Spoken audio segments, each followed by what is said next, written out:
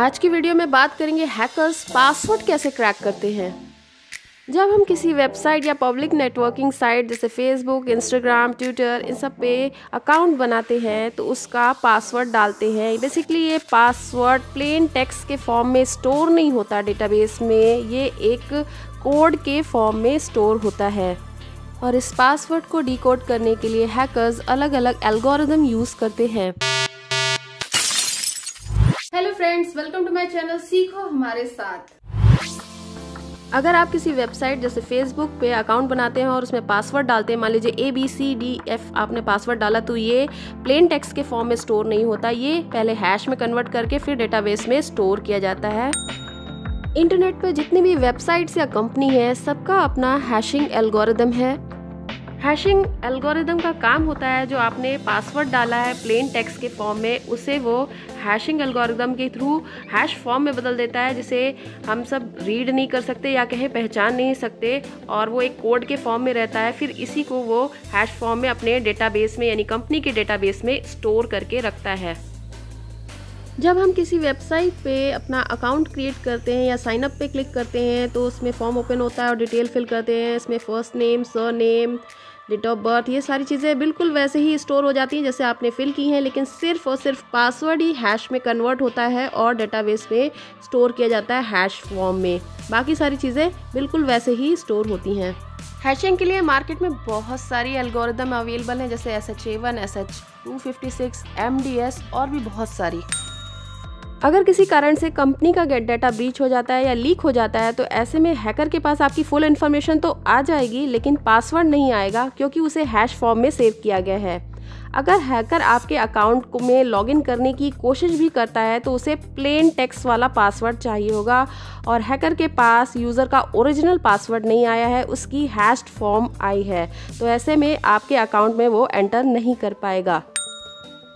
तो ऐसे में हैकर्स ने जो बड़ी बड़ी कंपनियों का डाटा हैक करके रखा है जैसे फेसबुक, इंस्टा, ओला, डोमिनोज और भी बड़ी बड़ी कंपनियों का डाटा पहले से ही हैक हो चुका है, तो ऐसे में हैकर्स सबसे पहली टेक्निक यूज़ करता है रेनबो टेबल। इंटरनेट में ऐसी टेबल्स अवेलेबल हैं जिसमें यूज़र के मोस्ट कॉमनली यूज पासवर्ड और उनके हैश फॉर्म अवेलेबल होते हैं, तो वो आपके इस पासवर्ड को उस टेबल से के हैश फॉर्म से मैच कराएंगे, और जहां भी मैच आ जाता है वहां से वो हैकर आपका ओरिजिनल पासवर्ड ले लेगा, एक्सेस कर लेगा। तो इसीलिए कंपनीज एडवाइस करती हैं कि आपको अपना पासवर्ड थोड़ा अलग और स्ट्रॉन्ग रखना चाहिए, वीक पासवर्ड यूज़ नहीं करना चाहिए। अगर आप थोड़ा सा भी स्ट्रॉन्ग पासवर्ड यूज़ करते हैं तो हैकर का ये रेनबो टेबल वाला मेथड फेल हो जाएगा। फिर हैकर ट्राई करता है डिक्शनरी अटैक।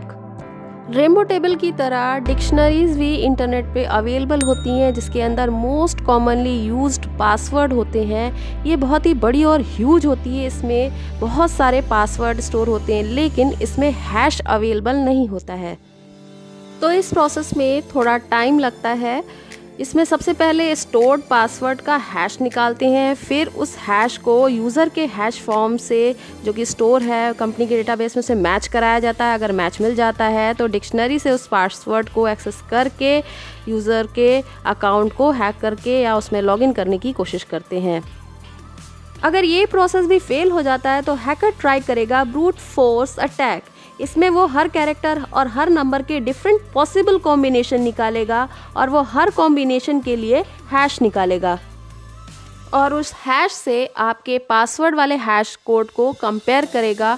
अगर वो उसे मैच मिल जाएगा तो वो लॉगिन को एक्सेस कर सकता है, लेकिन अगर आपने थोड़ा भी स्ट्रॉन्ग पासवर्ड डाला है तो उस कॉम्बिनेशन को फाइंड आउट करने में उसके कंप्यूटर को करोड़ों साल भी लग सकते हैं।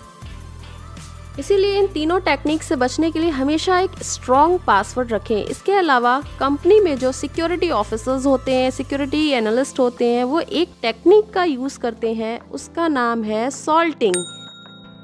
ये एक टेक्निक होती है जिसमें कंपनी के पास एक प्राइवेट की ऑफ कैरेक्टर होता है जिसे कहते हैं सॉल्टिंग।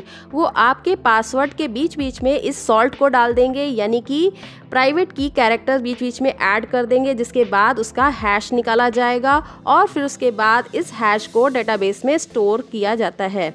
तो अगर आपका डेटा हैक भी हो जाता है तो हैकर को जो पासवर्ड मिलेगा वो आपका ओरिजिनल पासवर्ड का हैश फॉर्म नहीं होगा, वो सॉल्टेड पासवर्ड की हैश फॉर्म होगी, जिसे क्रैक करना और भी डिफ़िकल्ट होगा। इस पासवर्ड को हैकर तभी क्रैक कर पाएगा जब उसे कंपनी के सॉल्ट के बारे में पता हो। हर कंपनी का सॉल्ट अलग होता है। इन सारी आने वाली परेशानियों से बचने के लिए कंपनी अपने सिस्टम को और भी ज़्यादा सिक्योर करने वाली है, जिसमें डेटा को डिसेंट्रलाइज किया जाएगा। और अभी तक सिर्फ पासवर्ड को इनक्रिप्टेड फॉर्म में यानी हैश फॉर्म में स्टोर करके रखा जाता था, लेकिन अब यूज़र के सारे डेटा को, चाहे इमेज हो या कोई भी रिकॉर्ड हो, उसे इनक्रिप्टेड फॉर्म में स्टोर करके रखा जाएगा डेटाबेस में, जिससे सिर्फ यूज़र ही एक्सेस कर पाएगा, कोई भी एक्सेस नहीं कर सकेगा। ऐसा होगा वेब 3.0 में। ये क्या होता है और किस तरह से वर्क करेगा, ये आने वाली वीडियो में मैं आपको बताऊंगी। तो चैनल सब्सक्राइब करिए, वीडियो पसंद आया है तो लाइक करिए और इसे शेयर करिए।